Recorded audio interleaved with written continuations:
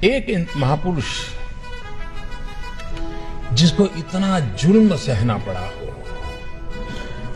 जिसका बचपन अन्याय, उपेक्षा और उत्पीड़न से बीता हो, जिसने अपनी मां को अपमानित होते देखा हो, मुझे बताइए ऐसे व्यक्ति को मौका मिल जाए तो हिसाब चुकता करेगा कि नहीं करेगा?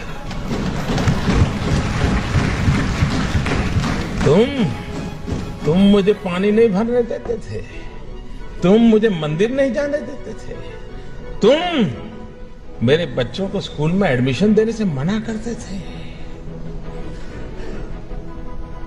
मनुष्य का जो लेवल है ना, वहां ये बहुत स्वाभाविक है, लेकिन जो मानव से कुछ ऊपर है वो बाबा साहब आंबेडकर थे कि जब उनके हाथ में कलम थी, कोई भी निर्णय करने की ताकत थी।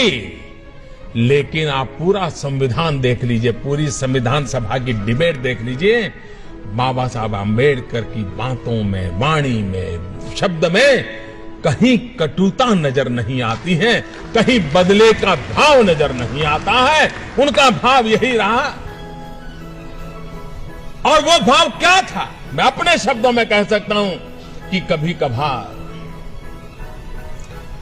खाना खाते समय दांतों के बीच हमारी जीभ कट जाती है, लेकिन हम दांत तोड़ नहीं देते हैं। क्यों? क्योंकि हमें पता है दांत भी मेरे हैं, जीभ भी मेरी है। बाबा साहब आंबेडकर के लिए सवर्ण भी उनके थे और हमारे दलित, पीड़ित, शोषित दोनों ही उनके लिए बराबर थे।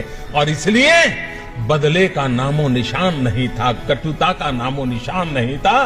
बदले के भाव को जन्म देने का और समाज को साथ लेके चलने की प्रेरणा देने वाला प्रयास बाबा साहब आंबेडकर की हर बात में झलकता है। और ये देश 125 करोड़ का देश बाबा साहब आंबेडकर का हमेशा हमेशा ऋणी रहेगा, जिसने देश की एकता के लिए अपने जुल्मों को दबा दिया, गाड़ दिया, भविष्य भारत का देखा और बदले की भावना के बिना समाज को एक करने की दिशा में प्रयास किया। क्या हम सब, हमारे राजनीतिक कारण कुछ भी होंगे, पराजय को झेलना बड़ा मुश्किल होता है, लेकिन उसके बावजूद भी जय और पराजय से भी समाज का जय बहुत बड़ा होता है, राष्ट्र का जय बहुत बड़ा बता होता है। और इसलिए उसके लिए समर्पित होना ये हम सबका दायित्व बनता है। इस दायित्व को लेकर के बाबा साहब आंबेडकर ने जो उत्तम भूमिका निभाई है, राजनीतिक कारणों से इस महापुरुष के योगदान को अगर सही रूप में उनके जीवन काल से लेकर के अब तक अगर हमने प्रस्तुत किया होता, तो आज भी समाज में कहीं तनाव नजर आता है, कभी कभी टकराव नजर आता है, कभी कभी खरोच हो जाती है।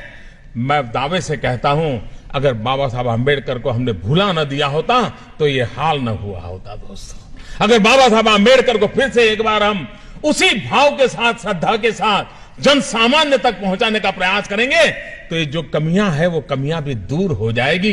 वो ताकत उस नाम में है, उस काम में है, उस समर्पण में है, उस त्याग में है, उस तपस्या में है, उस महान चीजें जो हमें देकर के गए उसके अंदर पड़ा हुआ है। और उसकी पूर्ति के लिए हम लोगों का प्रयास होना बहुत आवश्यक है।